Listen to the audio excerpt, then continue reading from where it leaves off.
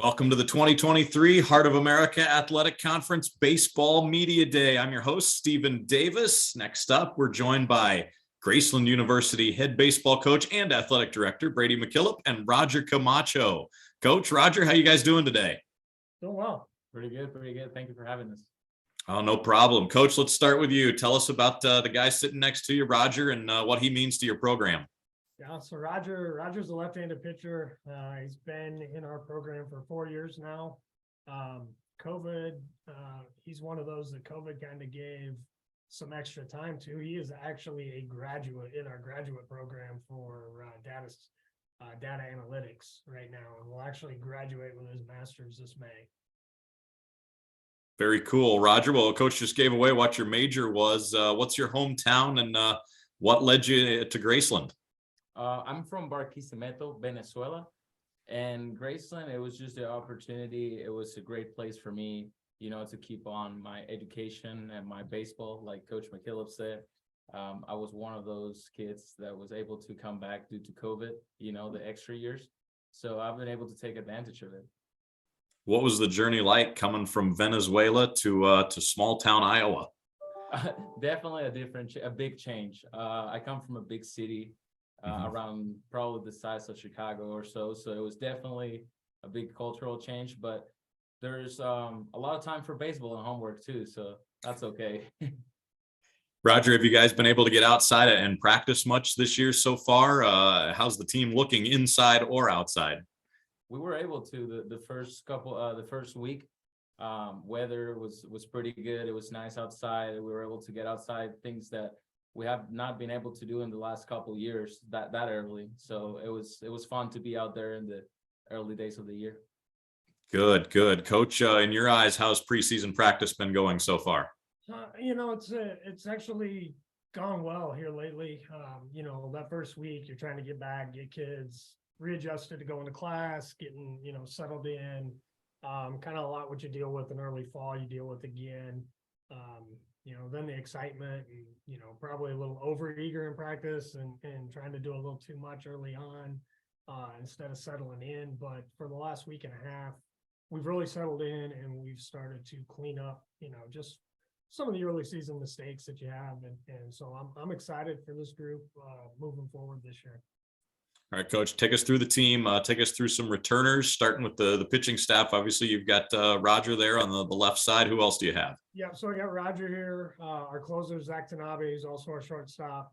He's back as a sophomore this year. We didn't have Payne Pfeiffer last year. He was out with a labrum tear, but he is back up on the mound this spring. Still getting into it to be convinced he's 100% healthy. In his mind, but if we can get him back, he'll be a help to us on the mound again. Lots of newcomers on the mound. I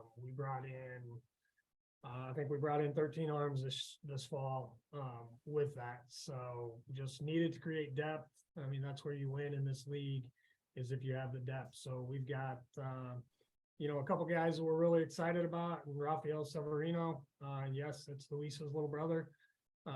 With the Yankees, Elio Narvaez, he's an outfielder, left-handed pitcher for us. Omar's his big brother with the Mets now catching. So we're excited about those two. Steven Eskridge is another left-hander we brought in from Ajuco in Illinois.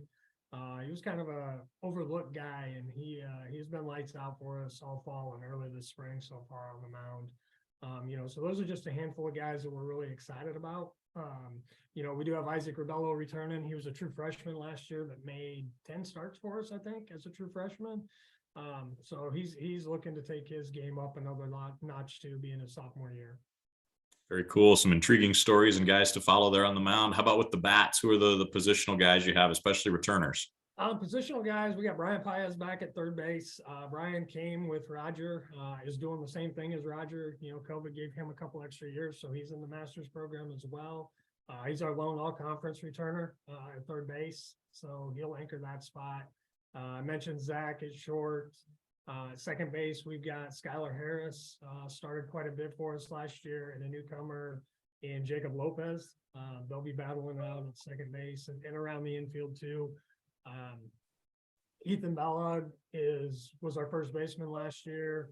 He's back. He's being pushed by a sophomore by the name of Trevor Yorgis. Trevor got some time last year, but's really made a big jump.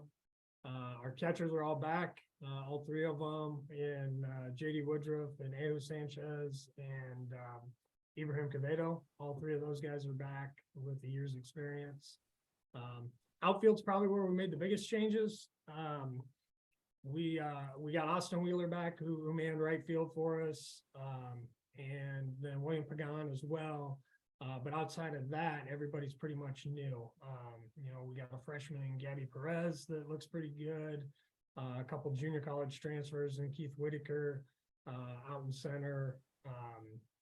And then freshman, Jaden Stevenson's actually a local homegrown talent that's really impressed more than, what I expected in his first year of college baseball, being in smaller Iowa baseball as high school. But we've got some guys, we got a lot more depth this year than we've ever had. All right, Coach, good to have you put on your AD hat for a moment with all the improvements you guys have had on campus with the arena, the renovations, the new lighting, the new flooring. What kind of an impact has that had on the baseball program? Well, it's nice because it gives the guys, having the size of our gym as big as it is, it gives the guys an opportunity throughout the day that they can get in and throw, especially in those last down weeks during the fall when we're not doing anything but really lifting and conditioning. They can still get in there when the weather's bad and play catch and hit each other ground balls and do different things. Not a lot of people have a gym with that much space that they're able to get in during the days and do that. Just the looks. Though it helps on the recruiting front, completely renovated, new lighting, new flooring, then now new bleachers. It just looks like, this university is starting to make that commitment to the athletic front. And, that's what kids want to see. Recruits want to see that they're coming there, that athletics isn't just something you get to do there. It's actually cared about and put to the front of things. All right, Roger, give us a quick rundown for people who haven't been to the Graceland campus. What's it like? I honestly enjoyed it a lot. It's a small campus, but really beautiful campus. There's a lot of things available for students. There is a nice view everywhere, no matter where you look at. Football field, that's one of my favorite views. I usually just jog around the track over there, and when I need to get a jog in or something. And it's just really scenic to see, the sun over the fields. It's really nice. It's really neat. And I'm with you. And we have with you on the view from the football field. That's awesome over there. Hey, after Graceland, once this baseball ride ends for you, what are your plans? What are some career aspirations? Well, like Coach McKillop say, I'm finishing my master's in data analytics. After that, I'm looking to find a job in the market research analysis area. So that will be the end goal. Yes. Okay, Roger, favorite major league player, favorite major league team, if you have to pick one of each. If I were to say my favorite all-time MLB pitcher is Randy Johnson, as a big unit, yes. Mm-hmm. And if I had to pick a team for this year, for the 2023 season, I will say I will go with the Dodgers. Okay. All right, Roger, tell us about the Heart of America Conference, the quality of baseball each week, and how much fun it is to play against that level of talent every time you take the field. Oh, amazing. Like Coach said, I've been here this is my 4th year in the league, and it's been an amazing experience. We have a lot of competitive teams in the conference. There's no easy team, that's for sure.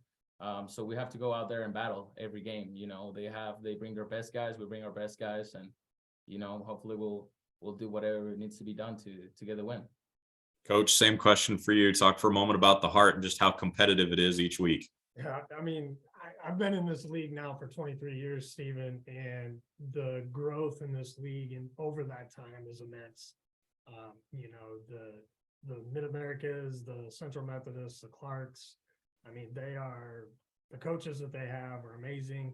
I've known Ryan since he came in at Mid-America. I've known Dan since he came in at Clark. I coached against Nate when Nate was playing at CMU, and as hard as it is to beat his teams right now, it was just as hard to get that man out during a game against him. But they do it the right way. They're extreme professionals. Their kids play hard for them, and that's what I like to see is the kids They play hard for their coaches, they play hard for their programs, their teammates, and it just increases the overall level of competition in this league. As Roger alluded to, there's no weekend that you go in feeling I'm gonna win 3 out of 4, or I'm gonna win all 4 of them. It's like we gotta take care of game 1, and then we'll figure out game 2, and then we figure out game 3 and game 4, because they're all battles in there. So I'm extremely proud of what this conference has done in baseball. You know, getting teams to the World Series the last 2 years, winning games out there, and everything, and really putting the Heart of America on the map for baseball. Coach Roger, great stuff. Thanks so much for the time. Best of luck this season. Thank you very much. Thank you very much, Stephen.